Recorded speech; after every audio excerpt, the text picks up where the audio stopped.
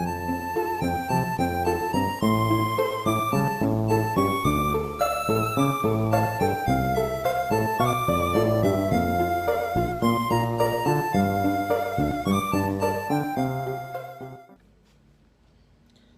differences between the Philippines and Canada in terms of government. The Philippines is a republic with a presidential form of government wherein power is equally divided among its three branches: executive, legislative, and judicial. The government seeks to act in the best interest of its citizens through this system of check and balance. The Philippines is a democratic and republican state. Sovereignty resides in the people and all the government authority emanated from them. While Canada is a parliamentary democracy, its system of government holds that the law is the supreme authority. The Constitution Act 1867, which forms the basis of Canada's written constitution, provides that there shall be one parliament for Canada, consisting of three distinct elements: the Crown, the Senate, and the House of Commons.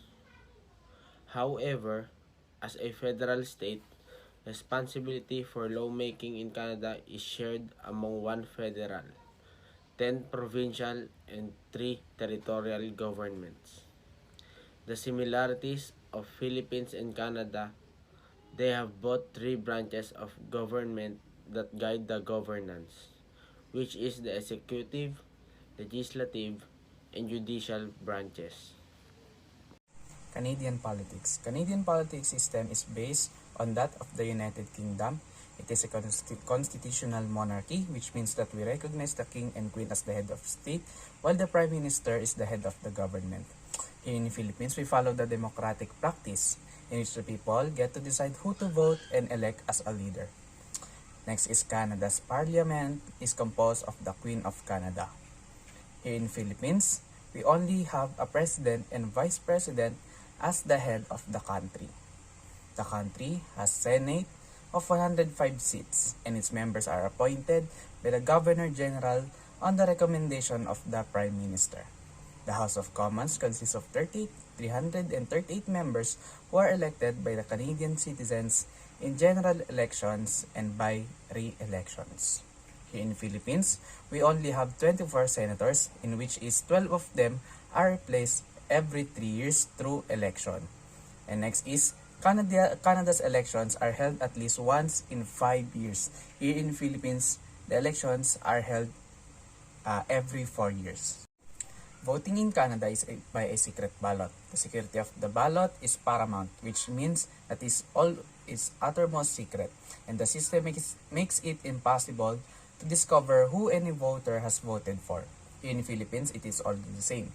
We also use ballots to vote for our desired politician. We shade a circle beside their name and puts it inside the machine in order to count the votes. The economic status of the Philippines. The Philippines has mixed economy with privately owned businesses regulated by government policy. It is considered as a newly industrialized economy and emerging market, which means it is a changing from an agricultural-based economy to one with more services and manufacturing. The economy here in the 36th largest in the world and the third largest of the Association of Southeast Asian Nation, or the ASEAN. In 2019, its nominal gross domestic product, or the GDP, was $356 billion, and the GDP per capita was $3,280 as per the IMF. The country has a workforce of 64.8 billion and an unemployment rate of 4.7%, according to the Philippine Statistic Authority. Of these employed individuals, of 55.9% work in the services sector. This is followed by the agriculture of 26% and the industry of 18.1%. Leading industries of the Philippines is the services sector, which contributes of 55.9% of the GDP, and the industry, although only providing 18.1% of employment, contributes around 33.48% of the GDP. Agriculture only provides the 9.49 of the GDP. The leading manufactured goods include electronics, assembly, chemicals, food manufacturing, shipbuilding, textiles, fishing, petroleum, refinery, and the business process of outsourcing.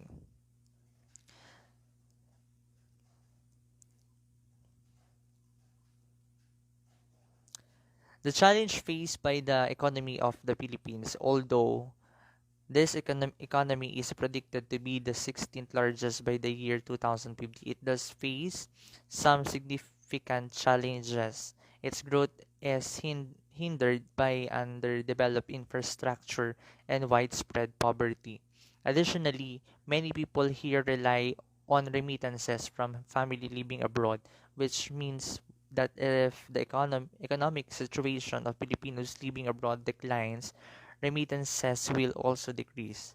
This country also has a significant problem with government corruption, a fact that hinders the potential for maximum private foreign investment.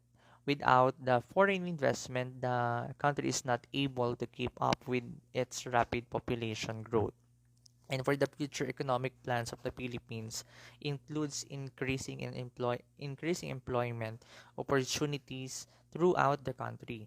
Not only does the increase residents' purchasing power, thus deriving the economy, but it is also increased government income in the form of taxes.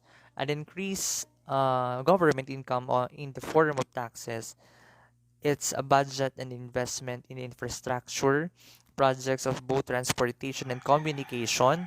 Some economists suggest that the Philippines should look to expand in international relation as well to increase the number of export and partners. In the key findings, the economic growth slowed in the first half of 2019, driven by a rapid deceleration in investment growth due to contraction in public spending and weaker global economy. Nevertheless, the Philippines expect to sustain progress in poverty reduction. The Philippine economy under the pandemic. In 2019, the Philippines was one of the fastest growing economies in the world. It has finally shed its sick man of Asia reputation obtained during the economic collapses towards the end of the Ferdinand Marcos regime in the mid of 1980s. After decades of painstaking reform, not to mention paying back debts incurred under the dictatorship, the country's economic renaissance took root in the decade prior to the pandemic, posting over 6% average annual growth between 2010 and 2019. This is also computed under the Philippine Statistic Authority based on the data on the GDP growth rates and constant of 2018 prices. Economy. So here's the 2021 economic outlook, playing catch up. So based on the research, Canada's 2021 economic outlooks is similar to that other developed countries. As the largest economic contraction since 1945, the economy should grow sufficiently to largely offset the losses of 2020. Strong consumption and the rebound in exports will give the Canadian economy a boost. Bringing forward government investment projects should also provide a tailwind Canadian economic growth. Conversely, the postponement of business investment and the slowdown in housing market will limit to extent the recovery. According to the speaker, strong consumption and a rebound in exports will give the Canadian economy a boost. In the recovery depends on the course of the virus. There is no doubt that the strength of the economic recovery will depend above all the evolution of the pandemic. Recent medical developments encouraging widespread contribution of the vaccine starting in the summer of 2021 could enable the Canadian economy to grow by 4.5% or more. A later deployment would limit gains to 4%. In any case, recovery to pre-pandemic activity levels will have to wait until 2022. Beyond the virus, international uncertainty remains high and protectionist trends continue to wane on the prospect for an export-oriented economy such as ours. The Bank of Canada will continue its policy of extraordinary monetary stimulus until at least 2023. Recovery limited by the business of investment in Canada. In their survey of entrepreneurs showed the business will likely postpone or cancel investment given the need of their finances in order.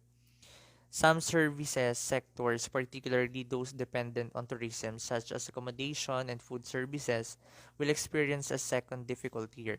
The pandemic, the pandemic is expected to limit their activities during the first quarter before partially recovering as spring returns. The distribution of the effective vaccine will dictate their prospect for the end of the year. So here's the impact of the entrepreneurs in under the economic status of Canada. Economic conditions remain dependent on the course of the pandemic. For tourism-related sectors, things won't return to normal until 2022 as at the earliest. But buy local mindset is gaining popularity and could be a growth opportunity for Canadian businesses. However, the protectionist trend that is gaining around in many countries may pose a threat to exporters. Investment in technology, remote work, and online sales will continue to be important trends for the progression and growth of the Canadian in 2021. Three key stats for the Canadian economy in 2021. The 4% will expected Canadian growth, the 5.2% will expected international economic growth, and the 3% to 3.5% expected US growth.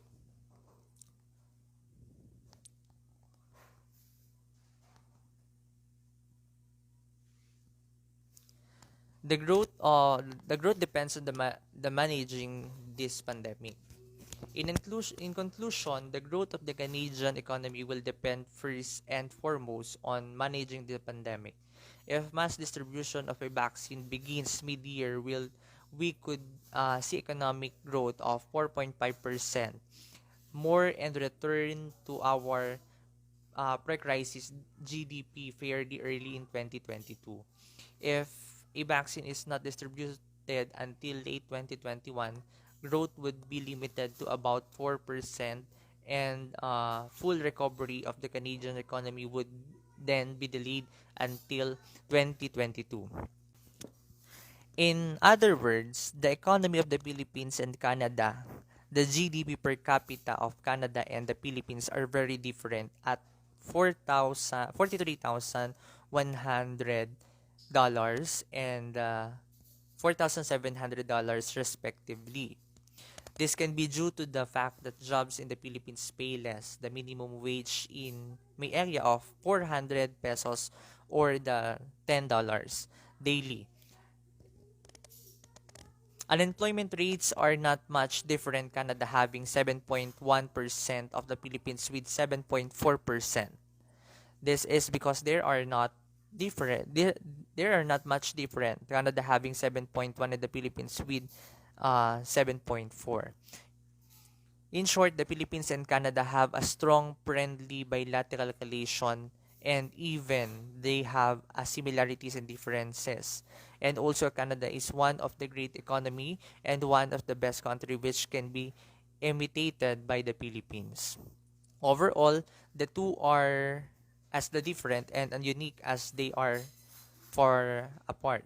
The similarities of two countries are they are both largest economies. Philippines and Canada have a strong friendly bilateral relations. The Canadian Trade Mission was formally upgraded into an embassy in 1972.